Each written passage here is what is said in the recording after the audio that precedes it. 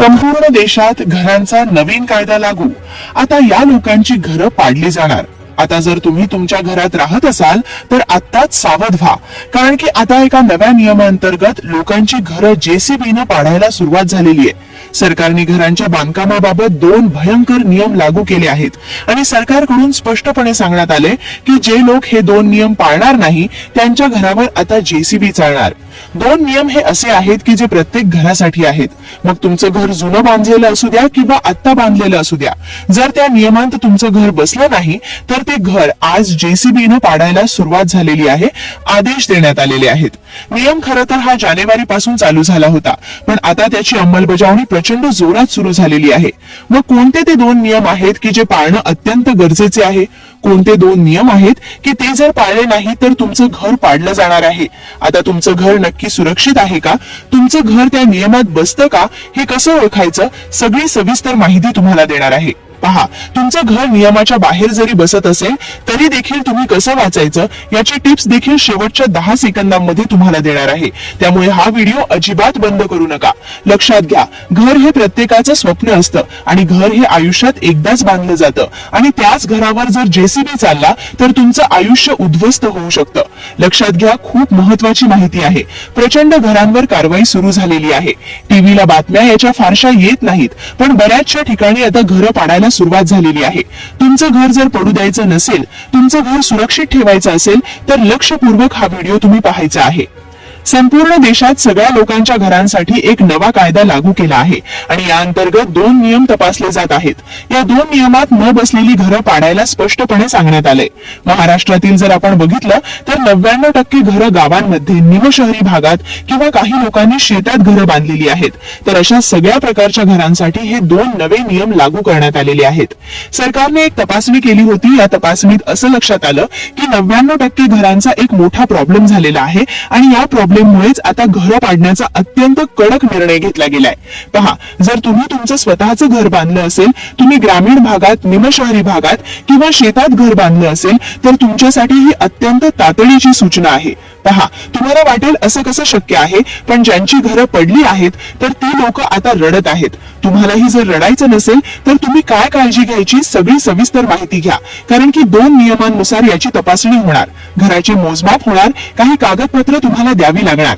जर तुम्ही ही कागदपत्र दिली नाहीत, मोजमापात तुमचं घर बसलं नाही तर तुमचं घर हे जमीनदोस्त होणार असा स्पष्ट आदेश देण्यात आला। आता आपल्या सगळ्यांना माहित आहे की आपला देश हा शेतीप्रधान आहे आणि महाराष्ट्रात देखील बऱ्याचशा लोकांनी शेतीमध्ये घरं बांधली आहेत किंवा काही लोकांनी गावात घरं बांधली आहेत आणि ती घरं नॉन ऍग्रिकल्चर मध्ये जागा रूपांतर न करता शेत जमिनीमधील घरं बांधलेली आहेत। आता अशा घरांचा तर फास आवळलाच गेला आहे। बऱ्याच वेळा काय होतं की तुम्ही प्लॉट घेता आणि तो प्लॉट अजूनही शेत जमीन आहे, तो बिगर शेती जमिनीत ट्रान्सफर न करता घराचं बांधकाम केलं आहे। तर अशा सगळ्या लोकांना, सगळ्या लोकांच्या घरांना हे सगळे नियम लागू होणार आहेत। या नियमाच्या आत न बसणारी सगळी घरं अनधिकृत बांधकाम म्हणून धरली जातील आणि घरं तोडली जातील। सरकारने लिस्ट जाहीर केली आहे। आता हे 2 नियम ज्यांना माहिती नाहीयेत त्यांचा तर मोठा प्रॉब्लेम होणारच आहे, कारण की 99% घरांचा मोठा प्रॉब्लेम झाला आहे। तर त्यामुळे शांततेत मन लावून तुम्ही ही माहिती ऐकणं गरजेचे आहे। आधीच्या काळात कुठेही घर बांधले तरी चालायचे। तुम्ही तुमच्या शेतात घर बांधा किंवा गावाकडे छोटासा तुकडा घेऊन घर बांधले तरी त्याला कोणी रोखत नसे। गावठाणातील घर असले तरी चालायचे किंवा गावाच्या बाहेर थोडे लांब बांधले तरी चालायचे। पण आता सरकारने सगळ्यात महत्त्वाचा एक नियम लावला आहे, तो म्हणजे तुमच्या घराच्या लांबी रुंदीचा नियम। तुमच्या घराच्या मापा आणि आकारानुसार आता नवीन नियम आला आहे। जर तुमच्या घराची लांबी आणि रुंदी ही चुकीची ठरली किंवा तुमच्या घराचे एकूण माप जर दिलेल्या हद्दीच्या बाहेर गेले तर तुमच्या घरावर देखील हा कायदा येऊन कारवाई होऊ शकते। सरकारने लांबी रुंदीचे एक वेगळे गणित मांडले आहे। या गणिताच्या बाहेर जर तुमचे घर जात असेल आणि जर ते NA प्लॉट मध्ये नसेल, म्हणजे तुम्ही ते बिनशेती जमिनीत बदलले नसेल आणि थेट शेत जमिनीत किंवा गावठाण जमिनी बाहेर बांधले असेल तर तुमच्या घरावर आफत येणारच। तुमच्या घराचे क्षेत्रफळ जर या नवीन नियमांच्या बाहेर जात असेल तरच तुमच्या घरावर घाला येईल। मग नेमका काय आहे तो नवीन नियम? कोणत्या लोकांची घरे हटवली जाणार, लांबी रुंदीचा हा नियम नेमका किती आहे, किती क्षेत्रफळ असल्यास तुमचे घर सुरक्षित राहणार आणि किती क्षेत्रफळाच्या पुढे गेल्यावर घरावर जेसीबी चालणार, तसेच प्रत्येक घराला एने करण्याची गरज आहे का, कोणत्या लोकांची घरे वाचणार आणि कोणाची पाडली जाणार हे समजून घेण्यासाठी हा व्हिडिओ आता तुम्ही शेवटपर्यंत पाहिला पाहिजे. हा नियम आत्ताच आल्यामुळे अजून बऱ्याच लोकांना याचा पत्ता नाही. लोकांनी लाखो रुपये खर्च करून स्वतःच्या स्वप्नातील घर उभे केलेले असते. काहींनी तर पूर्ण आयुष्याची कमाई लावून हे स्वप्न पूर्ण केलेले असते. पण हा तांत्रिक नियम माहीत नसल्यामुळे तुमचेही घर आता धोक्यात येऊ शकते आणि एका मिनिटात जमीन दोस्त होऊ शकते. त्यामुळे तुमचे तुमच्या घरावर प्रेम असेल आणि तुम्हाला ते वाचवायचे असेल तर ही माहिती नीट ऐका.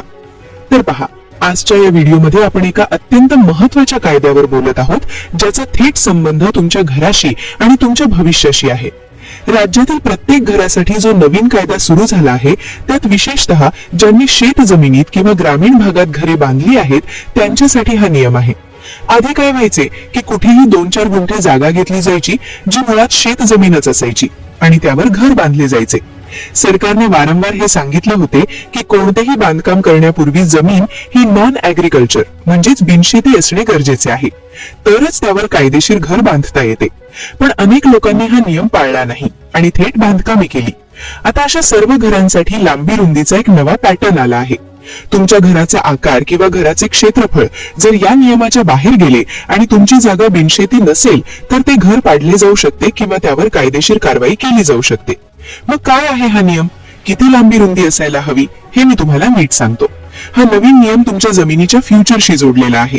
जर तुम्ही गावाकडे राहत असाल, तुम्ही शेतकरी असाल आणि शेतात मोठा बंगला किंवा फार्म हाऊस बांधला असेल किंवा शहरातून गावात येऊन 1-2 गुंठे शेत जमीन घेऊन त्यावर एने न करताच घर बांधले असेल तर ही माहिती तुमच्यासाठी खूप गरजेची आहे.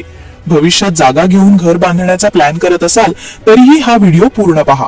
आता तुम्ही म्हणाल की आमचे स्वतःचे हक्काचे घर सरकार कसे काय पाडणार? तर मित्रांनो, ही एक धोक्याची सूचना आहे. नवीन नियमानुसार तुमच्या घराच्या लांबी रुंदीची मोजणी केली जाणार आहे. जर ही मोजणी ठरवून दिलेल्या आकड्यापेक्षा जास्त निघाली तर घरावर कारवाईचे आदेश दिले जाऊ शकतात. नव्या कायद्यानुसार घराचे क्षेत्रफळ किती असायला हवे आणि कारवाई टाळण्यासाठी काय करावे हे पटकन पाहून घ्या. विशेषतः जे लोक शहरात राहतात आणि गर्दीपासून दूर राहण्यासाठी निसर्गाच्या जवळ किंवा ग्रामीण भागात प्लॉट घेतात त्यांच्या बाबतीत हा गोंधळ जास्त येतो, कारण अशा प्लॉटचे बिनशेती रूपांतर केलेले नसते, ती केवळ शेत जमीन असते आणि लोक त्यावर घर बांधतात. अशा प्रकारचे बांधकाम हे तांत्रिक दृष्ट्या चुकीचे ठरते.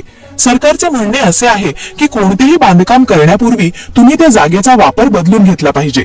आता सरकारने एने करण्याची सिस्टम सुद्धा खूप सोपी केली आहे. आधी यासाठी खूप ऑफिसचे उंबरठे झिजवावे लागायचे, पण आता बिल्डिंग प्लॅन मॅनेजमेंट सिस्टम म्हणजेच BPMS मुळे एकाच जागेवर ही प्रोसेस अत्यंत वेगाने पूर्ण केली जाते. आता आपण त्या विशेष नियमावलीकडे वळूया. सरकारने यासाठी काही अटी लावल्या आहेत. जर तुम्ही आर्थिक दृष्ट्या गरीब गटात मोडत असाल तर तुमच्यासाठी FSI म्हणजे फ्लोर स्पेस इंडेक्सची एक लिमिट ठरवून देण्यात आली आहे. जर तुमची शेत जमीन साधारण 0.4 ते 0.6 हेक्टरच्या दरम्यान असेल, म्हणजेच 1 एकर ते 1.5 एकरच्या जवळपास असेल, तर त्या जमिनीत तुम्ही 150 चौरस मीटर म्हणजे साधारण 1614 फुटांपर्यंतचे बांधकाम करू शकता. आणि जर तुमची शेत जमीन 1.5 एकरपेक्षा जास्त असेल तर तुम्ही 4300 चौरस फुटांपर्यंत बांधकाम करू शकता. सरकारने अशा पद्धतीने हे नियम बनवले आहेत, म्हणजे जर तुमचे शेत मोठे असेल आणि त्यात तुम्ही मर्यादित आकाराचे घर बांधले असेल तर प्रॉब्लेम येणार नाही. पण अडचण कुठे आहे? अनेक लोकांनी केवळ 1 किंवा 2 गुंठे जागा घेऊन कोणत्याही प्रकारे जागेचा प्रकार न बदलता एने न करता मोठे बांधकाम केले आहे. अशा घरांवर आता कारवाईची भीती आहे, कारण व्यवसाय फायद्यासाठी किंवा नियमांचे उल्लंघन करून शेत जमिनीचा वापर केल्यास सरकार कडक पावले उचलत आहे. बऱ्याच लोकांची ही अडचण आता समोर येणार आहे. Subscribe now and press the bell icon. Never miss an update.